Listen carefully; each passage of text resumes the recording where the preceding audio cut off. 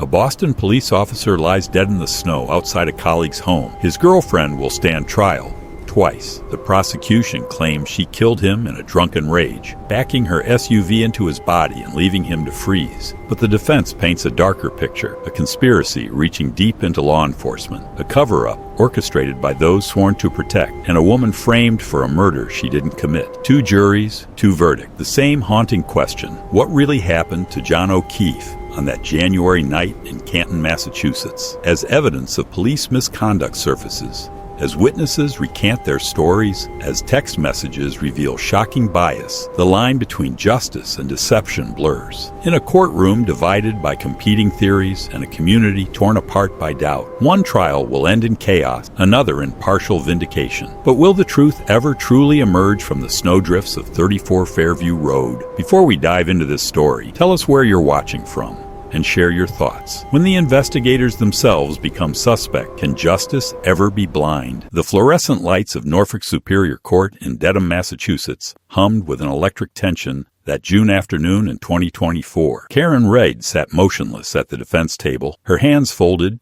her expression carefully neutral as Judge Beverly Cannon addressed the packed courtroom. For 9 weeks, this 44-year-old woman had watched her life dissected, her character questioned, her every action on the night of January 29, 2022, analyzed under the unforgiving microscope of criminal prosecution. 3 charges hung over her like a guillotine blade: second-degree murder, manslaughter while operating under the influence, and leaving the scene of personal injury and death. The victim was the man she loved, Boston police officer John O'Keefe, 46 years old, a 16-year veteran of the force who had become a guardian to his young niece and nephew after tragedy claimed both their parents. O'Keefe's family filled the courtroom's left side, dressed in blue, their faces etched with grief and determination. Reed's supporters crowded the right, a sea of pink, hands raised in the American Sign Language sign for I love you. Between them sat 12 jurors who had deliberated for 5 days,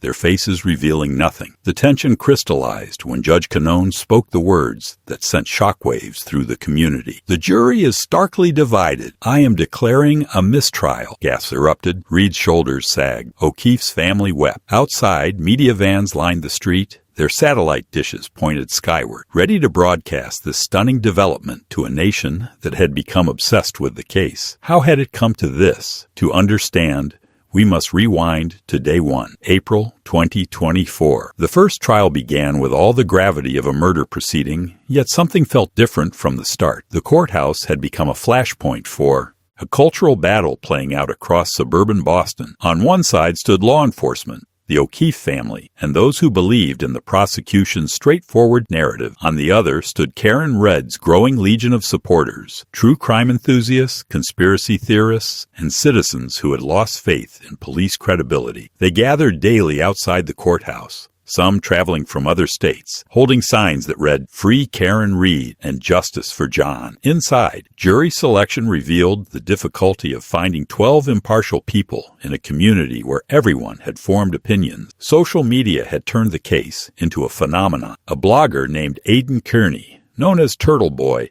had built a massive following by promoting Reid's innocence and attacking prosecution witnesses online. His coverage sparked such heated controversy that he would later face witness intimidation charges. Judge Canone, a stern woman with decades of experience, fought to maintain courtroom decorum as public interest threatened to overwhelm the proceeding. She warned spectators against outbursts and banned electronic devices. The stage was set for a legal battle that would challenge fundamental questions about truth, justice, and the integrity of those sworn to uphold the law. Assistant District Attorney Adam Lally stood before the jury, his posture confident, his voice steady as he delivered the prosecution's opening statement. Beside him sat Laura McLaughlin, his colleague from the Norfolk County District Attorney's Office. Together, they painted a devastating portrait of the night John O'Keefe died. On January 28, 2022, Lally began, Karen Reid and John O'Keefe went bar hopping in Canton. They had been dating for about 2 years. That night, like many nights, ended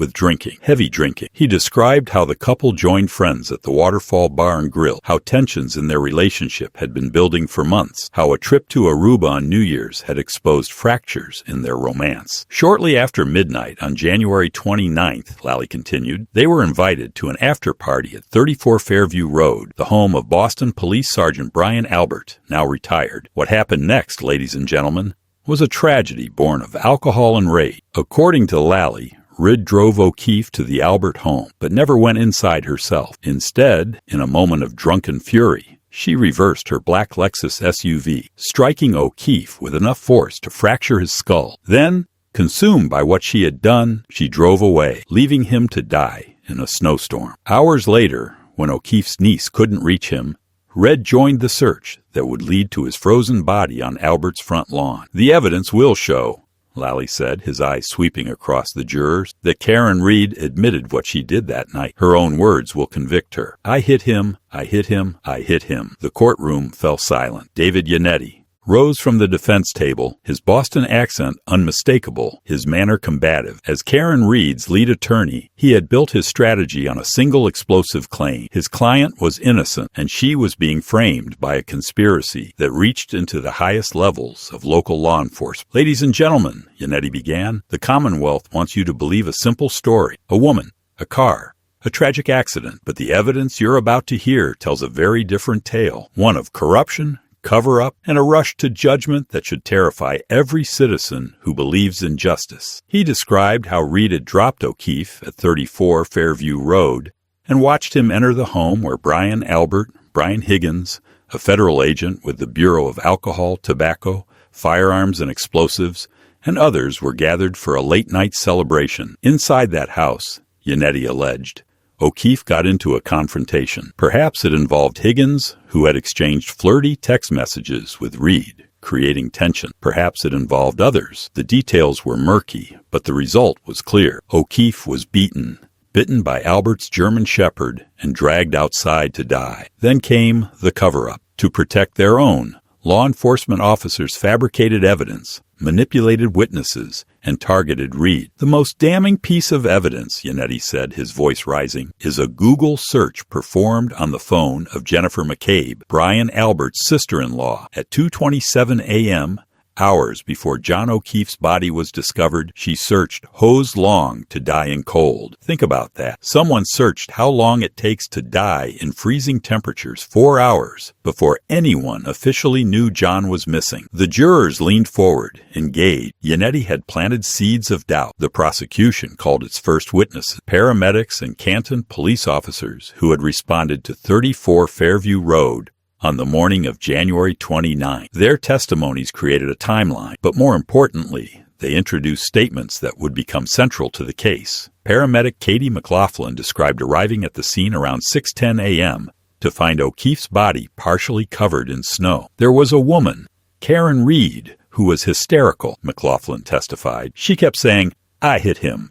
I hit him. I hit him. The courtroom stirred. Those 3 words, I hit him, would echo throughout both trials. Canton police officer Michael Lank testified next, confirming he heard similar statements from Reed at the scene. She was extremely distraught, Lank said. She kept repeating that she'd hit him. But during cross-examination, David Yannetti pounced. Officer Lank, isn't it possible that Ms. Reed was asking a question, not making a confession? Couldn't I hit him? With a question mark be her trying to understand what happened? Lank paused. I suppose that's possible. And isn't it true, Yannetti pressed, that Ms. Red also said, could I have hit him? Did I hit him? Doesn't that sound like someone confused and searching for answers, not confessing to murder? The witness shifted uncomfortably. She was very upset. I was focused on the victim. Yannetti had scored a point. The statements that seemed so damning could be interpreted differently, not as admissions of guilt, but as the frantic questions of a woman trying to comprehend the horror before her. The jury took notes. Dr. Irini Scortibello, A forensic pathologist with the Massachusetts Office of the Chief Medical Examiner took the stand with professional composure. She had performed John O'Keefe's autopsy on January 31, 2022, and her findings would become some of the most disputed evidence in the case. "What did you determine to be the cause of death?" Assistant District Attorney Adam Lally asked. "Blunt impact injuries to the head and hypothermia," Dr. Scortibello replied. She described in clinical detail the injuries she had found. Deep lacerations on the back of O'Keefe's head, multiple skull fractures, brain bleeding, and a body temperature of just 80.1 degrees when he arrived at the hospital, compared to a normal 98.6. She also noted scratches and abrasions on his right arm. "Doctor," Lally continued, "are these injuries consistent with being struck by a vehicle and falling backward onto frozen ground?" "They can be consistent with that, yes," she answered. But crucially, when asked about the manner of death, the circumstances under which O'Keefe died, Dr. Scortibello admitted she had marked it as undetermined. "I could not say to a reasonable degree of medical certainty whether this was an accident, a homicide, or something else," she explained. "The circumstances were not entirely clear to me." This admission was significant. The Commonwealth's own medical examiner couldn't definitively call this a homicide. Lally also introduced photographs of O'Keefe's injuries, images so graphic they were not shown to the public gallery. Jurors examined them soberly, some wincing at the extent of the trauma. When cross-examination began, defense attorney Robert Alessi methodically questioned whether the injuries truly matched a vehicle collision. "Doctor, could the head injuries be consistent with someone falling backward and striking their head on frozen ground after being punched?" "Yes, that's possible," Dr. Scortibello conceded. Another crack in the prosecution's narrative. The defense strategy crystallized as expert witnesses took the stand to challenge the prosecution's core theory. Dr. Daniel Wolf and Dr. Andrew Rentschler, crash reconstruction specialists from ARCK Inc., had been hired by federal investigators to analyze whether O'Keefe's injuries were consistent with being struck by Red's SUV. Their testimony was devastating to the Commonwealth's case. Dr. Wolf described sophisticated tests his firm had conducted, using crash test dummies and a Lexus SUV similar to Reed's. "We suspended an arm at the height of Mr. O'Keefe's arm and backed the vehicle into it at various speeds," Wolf explained. "We also used a full-body dummy dressed in clothing, matching what Mr. O'Keefe wore that night. The results, the damage patterns didn't match. The taillight on Red's SUV showed specific breaks and cracks, but when they replicated a collision, the damage looked different. More importantly, O'Keefe's clothing showed no tears, no fabric impressions, no tire mark, none of the typical indicators of a pedestrian struck by a vehicle. In my professional opinion," Dr. Wolf stated clearly, "Mr. O'Keefe's injuries are not consistent with having been struck by a motor vehicle." Prosecutor Adam Lally fought back during cross-examination, pressing Wolf on variables and assumptions, but the expert stood firm. The prosecution had built its case on the theory of a vehicular collision. Now that foundation was crumbling. The jury watched this technical testimony with intense focus. For some,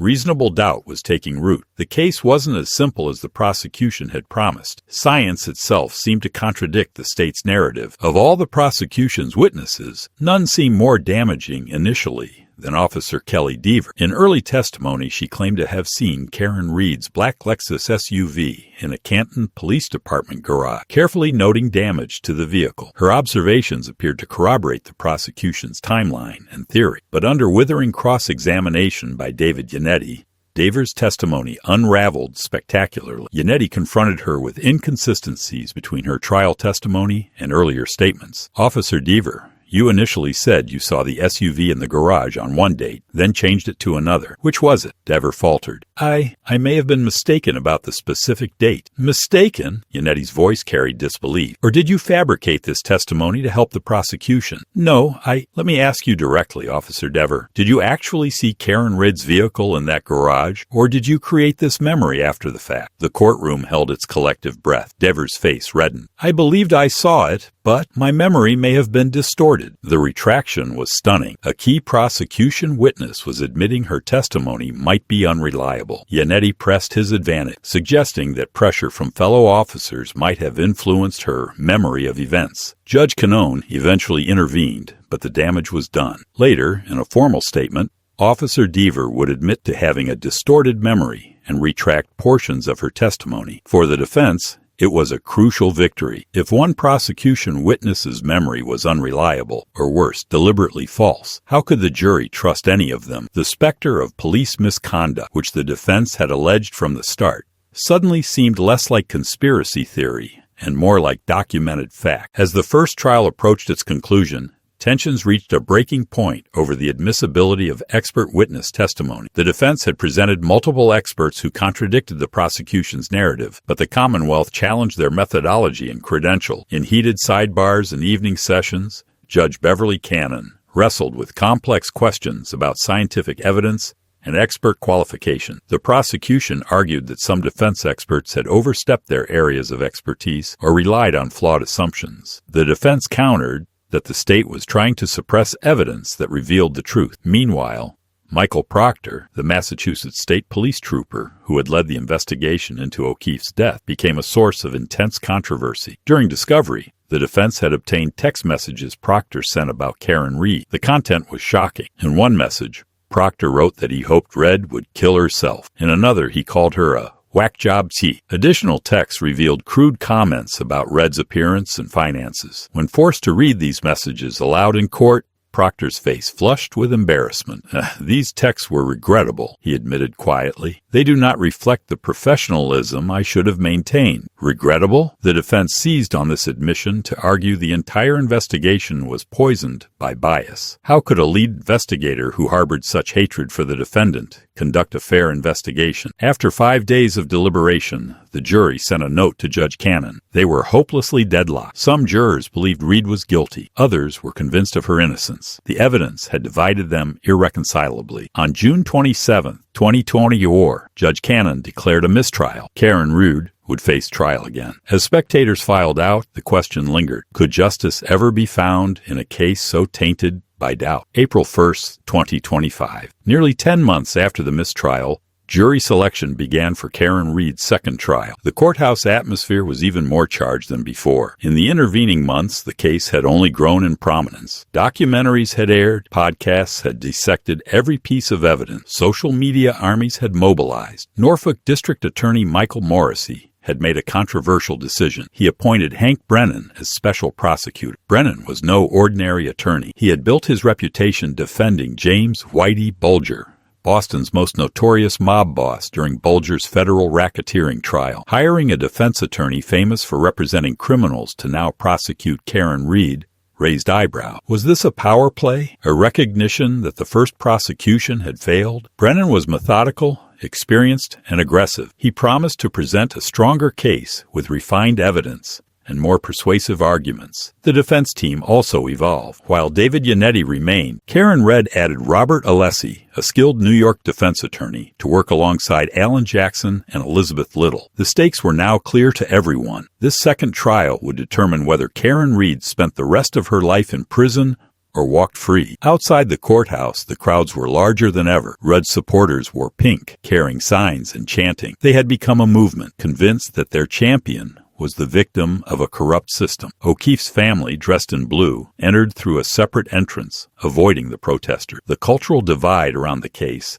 had hardened into something resembling tribal warfare. Inside Courtroom, 12 new jurors took their seats, unaware that they were about to become part of American legal history. The defense opened the second trial with a motion that set the tone for everything that would follow. David Yannetti stood before Judge Cannon and argued that the entire case should be dismissed due to extraordinary governmental misconduct. The motion detailed a litany of allegations: evidence tampering, witness coordination, investigative bias, and a systematic effort to frame Karen Reed for a crime she didn't commit. Yannetti pointed to Michael Proctor's offensive text messages as Exhibit A. Your Honor, the lead investigator in this case harbored such hatred for the defendant that he expressed hope she would commit suicide. How can any evidence he collected be trusted? But Yannetti went further. He alleged the Canton police had failed to preserve crucial video footage. He claimed that witnesses had coordinated their testimony. He suggested that physical evidence had been planted at the scene. The motion was unprecedented in its scope, essentially arguing that the criminal justice system itself had become the criminal. Special Prosecutor Hank Brennan responded with controlled fury. The defense is engaging in theatrics, Your Honor. They're creating a smokescreen of conspiracy theories to distract from the simple fact. The defendant killed John O'Keefe while driving under the influence and left him to die. No amount of wild accusations about shadowy cover-ups changes the evidence. Judge Canone, after careful consideration,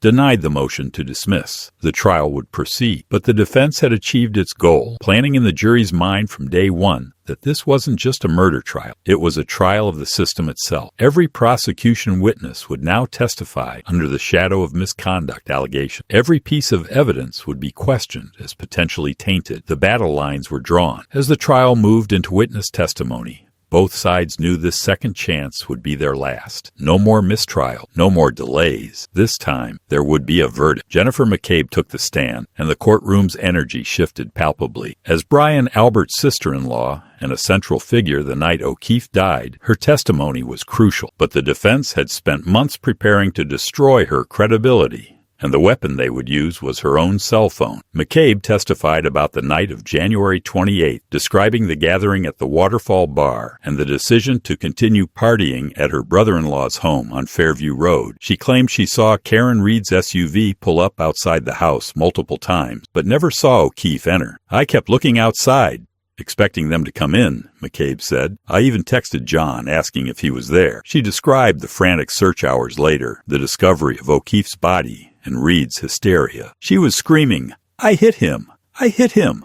I hit him!" That's as fresh in my memory today as it was 3 years ago. But then Alan Jackson began his cross-examination, and the courtroom temperature plummeted. Jackson was theatrical, aggressive, a lawyer who understood drama. He pulled up data from McCabe's iPhone and displayed it on courtroom monitor. "Mrs. McCabe, you testified that Karen Red asked you to search for information about hypothermia after you found John's body around 6 a.m., correct?" "Yes, that's correct." "And you performed that search then?" "Yes." Jackson paused for effect. "Then why does this data extraction from your phone show a Google search for hose long to die in cold at 2:27 a.m., 4 hours before John's body was found?" The courtroom erupted. Judge Canone gavelled for order, McCabe's face pale. I don't know. That must be wrong." The Google search became the trial's most controversial piece of evidence. Prosecutor Hank Brennan called Jessica Hyde, a digital forensics expert from George Mason University, to explain the phone data. Hyde was methodical and careful. "The data shows that a browser tab was opened at 2:27 a.m., she testified. "However,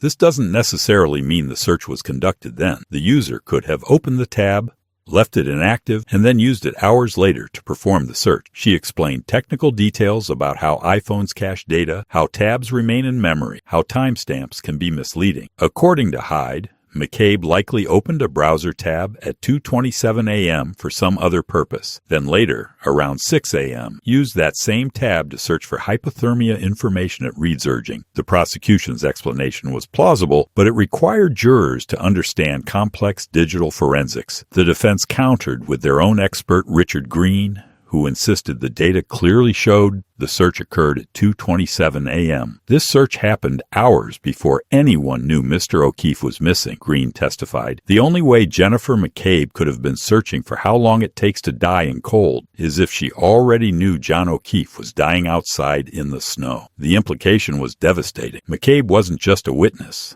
She was potentially involved in O'Keefe's death. The defense theory came into sharper focus. Perhaps O'Keefe had been beaten inside the Albert home. Perhaps he'd been dragged outside to die. And perhaps Jennifer McCabe, knowing what had happened, had searched for how long the cold would take to finish the job. It was a dark theory, but the phone data gave it troubling credibility. Jurors struggled to reconcile the competing expert testimonies. Technology that should have provided clarity instead deepened the mystery. One thing was certain: Jennifer McCabe's credibility was shattered. Brian Higgins reluctantly took the stand, and the prosecution's case suffered another blow. Higgins, an ATF federal agent, had been at both the Waterfall Bar and the party at 34 Fairview Road on the night O'Keefe died. But what made his testimony explosive were the flirtatious text messages between him and Karen Reed that emerged during the trial. Defense attorney Alan Jackson displayed the messages on courtroom screens. They showed Higgins sending Reed suggestive messages even while she was dating O'Keefe. At the Waterfall that night, Higgins had texted Reed something flirty, creating an undercurrent of tension. The defense's theory hinged on this. Perhaps O'Keefe had confronted Higgins about the inappropriate messages. Perhaps the confrontation had escalated. Perhaps violence had erupted. Surveillance video from the waterfall showed Higgins and Brian Albert engaging in what appeared to be playful fighting. Play fighting, as witnesses described it. But to the defense, this demonstrated that these were physical men capable of violence. Jackson pressed Higgins aggressively. "You exchanged flirtatious messages with Ms. Red while she was in a relationship with Mr. O'Keefe? They were just friendly messages," Higgins protested. "Friendly?" Jackson's tone dripped skepticism. Well, just friendly." Higgins also testified about a phone call with Brian Albert at 2:22 a.m., just minutes before Jennifer McCabe's mysterious Google search. When Jackson asked about this call, Higgins claimed it might have been a butt dial. The defense pounced on inconsistencies in Higgins' testimony, suggesting he was lying to protect himself and others. Through it all, Higgins maintained his innocence. He had left the party early, gone home, and had nothing to do with O'Keefe's death, but doubt had been sown. The prosecution's case relied heavily on physical evidence, particularly the damage to Karen Reed's Lexus SUV. Massachusetts State Police forensic scientist Maureen Hartnett testified extensively about the vehicle's condition when it was seized. Photographs showed a broken right rear taillight, scratches on the rear bumper, and a dent in the trunk door. Pieces of red and clear plastic matching Reed's taillight had been found scattered around the area where O'Keefe's body was discovered. This evidence proves the defendant's vehicle struck Mr. O'Keefe, prosecutor Hank Brennan argued, but the defense presented a radically different explanation. They claimed Red had damaged her taillight later that morning when she backed out of O'Keefe's driveway to search for him, accidentally hitting his parked car. To support this theory, they called Nicholas Barros, a sergeant from Dighton Police who had helped seize Reed's vehicle. Barros testified that when he saw the SUV at Red's parents' home, the taillight damage was relatively minor, a piece missing, but not completely shattered. This contradicted prosecution witnesses who described more extensive damage. Defense attorney Robert Alesi went further, suggesting that police had tampered with the taillight after seizing it, breaking it more severely and planting pieces at the scene to frame Reed. It was an audacious claim, one that required jurors to believe law enforcement officers had literally fabricated evidence. The prosecution called this theory fanciful and insulting to honest police work. But given Michael Proctor's text messages and the other misconduct allegations, was it really so far-fetched? The taillight became a microcosm of the entire case. The same physical evidence could be interpreted as either proof of Reed's guilt or proof of a frame job, depending on one's faith in the investigation's integrity. The destruction of Michael Proctor's credibility became complete when the defense introduced evidence of his dismissal from the Massachusetts State Police. In March 2025, just weeks before the second trial began, Proctor had been dishonorably discharged. A state police trial board had found him guilty of unsatisfactory performance and consuming alcohol on duty. The ruling was devastating. Proctor, who had built a career as a criminal investigator, was now himself found guilty of misconduct. His offensive text messages about Karen Reed were only part of the problem. The investigation revealed a pattern of unprofessional behavior. Defense attorney Alan Jackson seized on this during his questioning of Sergeant Yuri Buchanek, who had supervised Proctor. Sergeant Trooper Buchanek, "Would you say that Trooper Proctor conducted this investigation with integrity?" Jackson asked. Buchanek hesitated. He had worked with Proctor for years, but the evidence was undeniable. "The investigation itself was handled with integrity and honor," he said carefully. "But Trooper Proctor's conduct lacked integrity, didn't it?" Those text messages, Buchanek paused. "Those text messages did not show integrity. They did not show honor." Jackson pressed harder. "In fact, Trooper Proctor was fired for his misconduct, correct?" "He was dishonorably discharged, yes." The prosecution chose not to call Proctor to testify in the second trial, a striking omission. In the first trial, Proctor had been forced to read his vile texts aloud, creating a spectacle of humiliation. Now he was simply absent, a ghost haunting the proceeding. His absence spoke volume. How could the Commonwealth defend the integrity of an investigation led by a man who had been fired for misconduct? How could jurors trust evidence collected by someone who had expressed hope that the defendant would kill herself? The defense hammered this point relentlessly. Every piece of evidence Proctor had touched was now suspect. Every witness he had interviewed was potentially coached. Every conclusion he had reached was potentially biased. Michael Proctor had become the prosecution's Achilles heel, the fatal flaw that undermined their entire case. As the trial moved toward its climax, the emotional toll on everyone involved became palpable. Karen Reed, who had maintained remarkable composure through weeks of testimony, occasionally showed cracks in her armor. When graphic autopsy photos of John O'Keefe were displayed,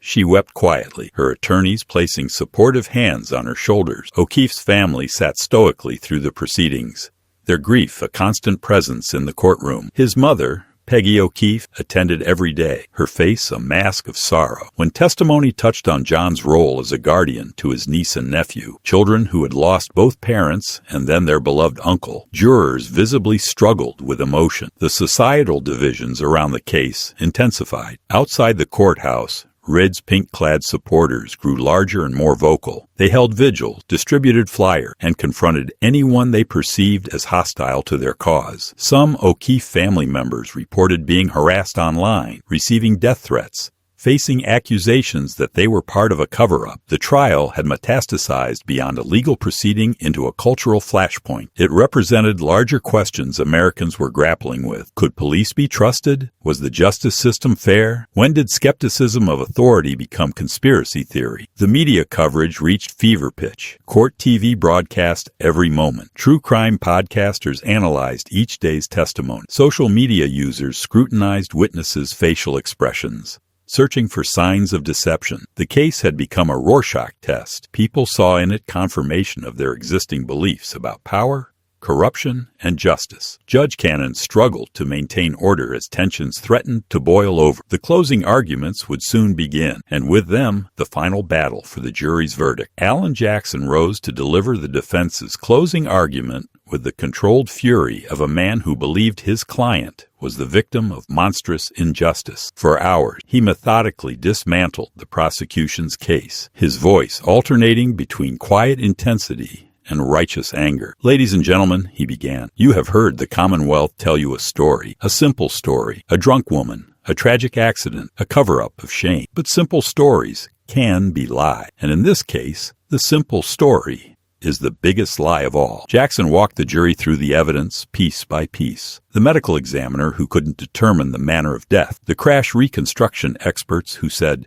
O'Keefe's injuries didn't match a vehicle collision, the mysterious Google search at 2:27 a.m., the flirtatious texts between Brian Higgins and Karen Reed, the playfighting captured on surveillance video, the German Shepherd that the Alberts owned and then conveniently rehomed after O'Keefe's death. This case was corrupted from the start, Jackson declared, his voice rising. It was corrupted by biases and conflicts and personal loyalties that you heard about, and most fatally, it was corrupted by a lead investigator, Michael Proctor, whose misconduct infected every single part of this case, from the top to the bottom. He displayed Proctor's texts on the courtroom screens again, forcing jurors to confront the hatred that had driven the investigation. Hopefully she kills herself, Jackson read aloud. A whack job, Chi. These aren't the words of an objective investigator seeking truth. These are the words of someone who had already decided Karen Reed was guilty and was determined to make the evidence fit that conclusion. Jackson pointed to the witnesses who had changed their stories, recanted their testimonies, or conveniently forgotten crucial details. He highlighted Officer Kelly Deaver's retracted statement. He questioned why key witnesses like Brian Albert hadn't testified in the second trial. What are they hiding? He asked. Why won't they face cross-examination? He saved his most powerful argument for last. Karen Reed is innocent. She didn't kill John O'Keefe. She loved him. She's devastated by his death. But what happened to John wasn't an accident. It was a beating. It happened inside 34 Fairview Road. And when the people in that house realized what they'd done, they made a choice. They chose to cover it up. They chose to frame an innocent woman. And they chose to corrupt the justice system to protect themselves. Jackson's voice dropped to barely above a whisper. Don't let them succeed. Find Karen Reed not guilty. Give her back her life. Give her back her freedom. Give her justice. Special Prosecutor Hank Brennan stood to deliver the Commonwealth's closing argument, and his approach was markedly different from Jackson's emotional appeal. Brennan was clinical, methodical, a surgeon dissecting the defense's conspiracy theory with cold precision. Let's talk about what we know for certain, Brennan began. On January 29, 2022, John O'Keefe was found dead outside 34 Fairview Road. He had suffered blunt force trauma to his head. He had been exposed to freezing temperature, and he died. Those are facts, not theories, not speculation, facts. Brennan walked through the timeline of that night, emphasizing Red's intoxication. Witnesses had testified she'd been drinking heavily at the Waterfall bar. Her own blood alcohol level, if it could be extrapolated from her behavior, suggested serious impairment. This defendant was drunk, Brennan said flatly. She drove drunk, and while drunk, she backed her SUV into John O'Keefe with enough force to fracture his skull. He addressed the defense's conspiracy theory directly. You've heard a lot of wild accusations over the past weeks. Police planted evidence, witnesses coordinated stories. A German shepherd attacked John O'Keefe. He was beaten inside the house. His body was dragged outside. Federal agents and police officers and ordinary citizens all came together in some vast conspiracy to frame poor Karen Red. Brennan's tone dripped with skepticism. Does that make any sense? Why would all these people who didn't know each other well, people with careers and families and reputations, why would they all risk everything to frame someone they had no reason to hate? He played clips from Karen Red's own interviews with media, letting her words speak against her. In one clip, she admitted spiking her own drinks at the bar. In another, she speculated, could I have clipped him? She admitted what she did that night, Brennan argued. Her own words convict her. I hit him. I hit him. I hit him. 3 witnesses heard her say it. She knew what she'd done. The evidence proves what she did. Everything else is smoke and mirrors. Brennan addressed the Google search controversy. The defense wants you to believe Jennifer McCabe is some kind of criminal mastermind who searched for hypothermia information at 2:27 a.m. because she knew John was dying outside. But the digital evidence expert explained how browser tabs work, how timestamps can be misleading. The simple explanation is the true one. McCabe searched for that information in the morning when Karen Reed asked her to. Brennan concluded with a direct appeal. John O'Keefe was a good man. He helped people. He raised his niece and nephew when tragedy struck his family. On that January night, he needed help. The only person who could have helped him was Karen Red. Instead, she drove away. She was drunk. She hit him, and she left him to die. Find her guilty. Give John O'Keefe the justice he deserves. The jury retired to deliberate on June 13, 2025.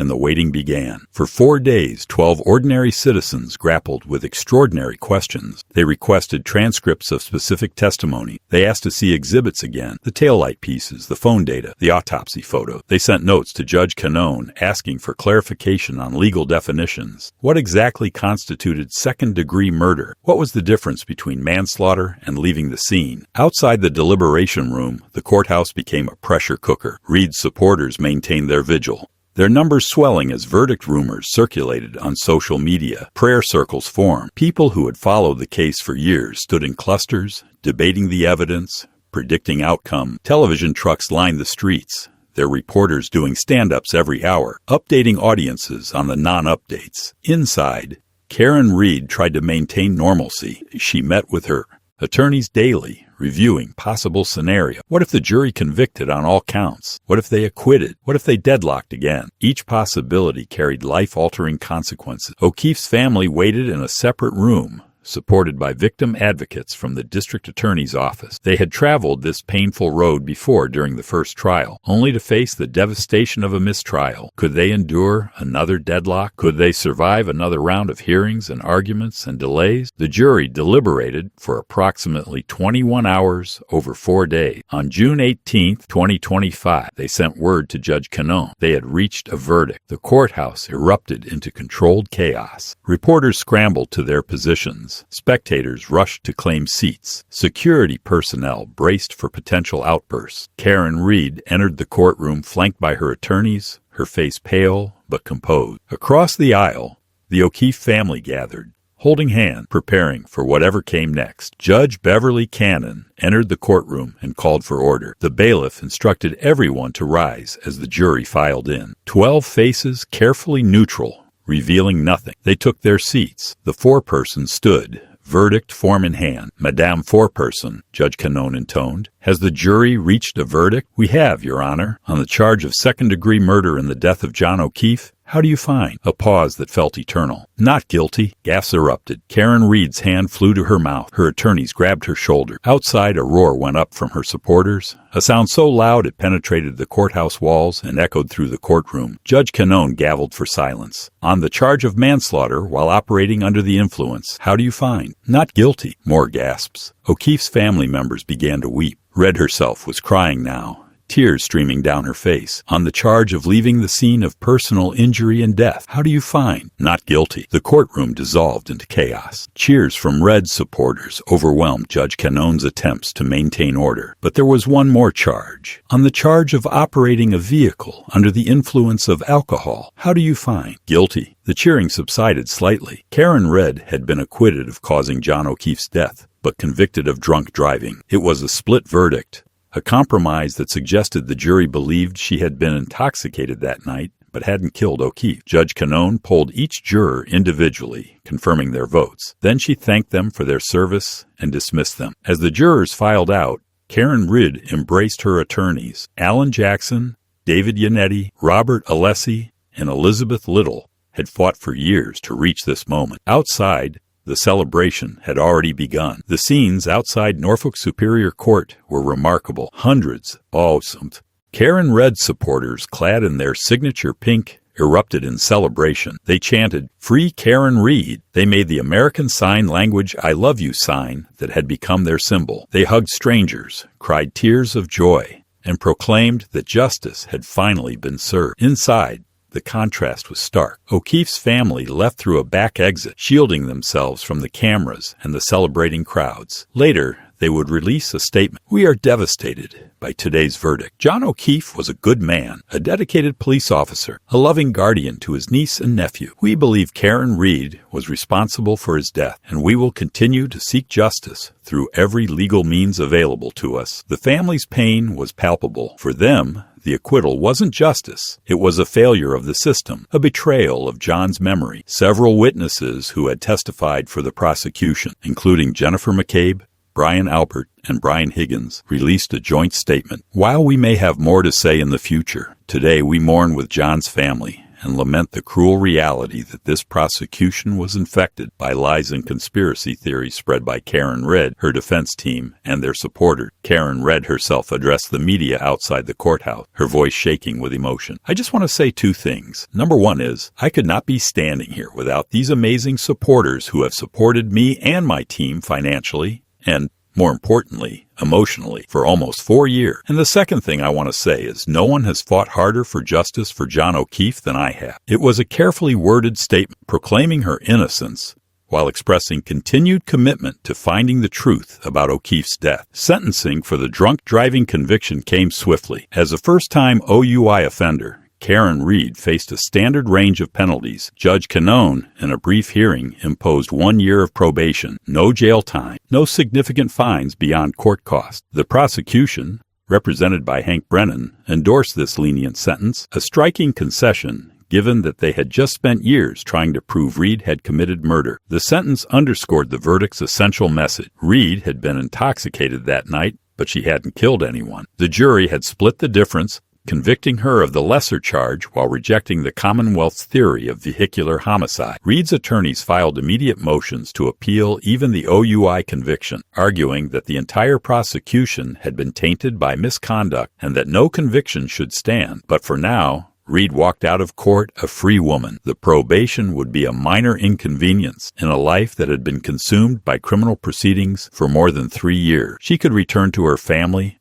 her home, her career. She could try to rebuild a life shattered by accusations she had vehemently denied. Norfolk District Attorney Michael Morrissey released a statement expressing disappointment in the verdict but respecting the jury's decision. "We presented the evidence as we saw it. The jury has spoken. While we disagree with their conclusion on the murder and manslaughter charges, we accept the outcome." It was a subdued ending to a prosecution that had once promised to deliver justice for a slain police officer. Instead, it had delivered questions, divisions, and no clear answer. The legal battles, however, were far from over. Within weeks of the criminal trial's conclusion, O'Keefe's family announced their intention to file a wrongful death lawsuit against Karen Reed. In civil court, the burden of proof would be lower, preponderance of the evidence rather than beyond a reasonable doubt. The family's attorneys argued that even if the criminal jury hadn't found Reed guilty of murder, the civil system could still hold her financially accountable for O'Keefe's death. Karen Reed's legal team responded by preparing their own countersuit. They filed notices of intent to sue multiple parties for civil rights violations,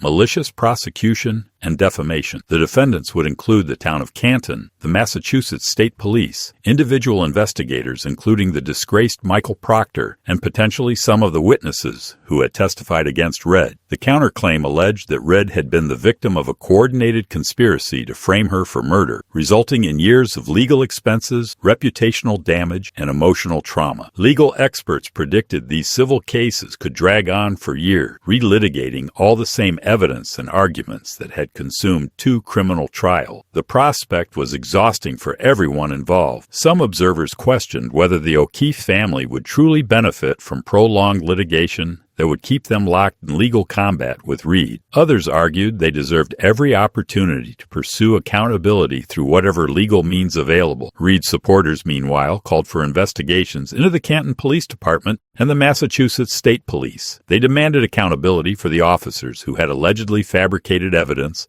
and targeted an innocent woman. Reform advocates used the case to push for greater oversight of police investigation. In the months following the verdict, the Karen Reed case transcended its courtroom origins to become a cultural phenomenon. Netflix and Hulu competed for the rights to produce documentary series. Multiple podcasts dissected every aspect of the case, interviewing participants, analyzing evidence, and debating the verdict. True crime enthusiasts created online communities dedicated to investigating the conspiracy at 34 Fairview Road. Some amateur sleuths traveled to Canton to photograph the scene, measure distances, and conduct their own reconstruction experiment. The case became a touchstone in broader American debates about police accountability, media influence, and the justice system's reliability. Conservatives pointed to it as evidence of government overreach and corruption. Progressives highlighted it as proof that law enforcement couldn't police themselves. Libertarians used it to argue for radical criminal justice reform. The truth about what happened on January 29, 2022 remained elusive. Was John O'Keefe struck by Karen Reed's SUV in a tragic accident? Was he beaten inside Brian Albert's home and left to die in a cover-up? The jury had answered the legal questions. Not guilty of murder, not guilty of manslaughter, not guilty of leaving the scene. But legal verdicts don't always provide moral clarity or factual certainty. Questions lingered. Why did Jennifer McCabe search for hypothermia information at 2:27 a.m.? Why did the Alberts rehome their German Shepherd so quickly after O'Keefe's death? Why did Brian Albert refuse to testify in the second trial? Why did multiple witnesses change their stories? What really happened during those unobserved hours at 34 Fairview Road? Karen Reed had her freedom. The O'Keefe family had their grief. The community had its divisions. And the truth, the complete, unvarnished truth about John O'Keefe's death, remained buried somewhere beneath the snow that had fallen that January morning, perhaps never to be fully excavated. The courthouse in Dedham emptied. The media trucks departed. The protesters went home. But the legacy of the case endured, a reminder that in the American justice system, verdicts can be rendered, sentences can be imposed, and trials can conclude. Yet fundamental questions about truth and justice can remain forever unanswered. In a case built on competing narratives, reasonable doubt, and institutional mistrust. Perhaps that ambiguity was the most honest ending of all. Justice, it turned out, was not a destination, but a journey through uncertainty. And in the mysterious death of Officer John O'Keefe, that journey was far from over.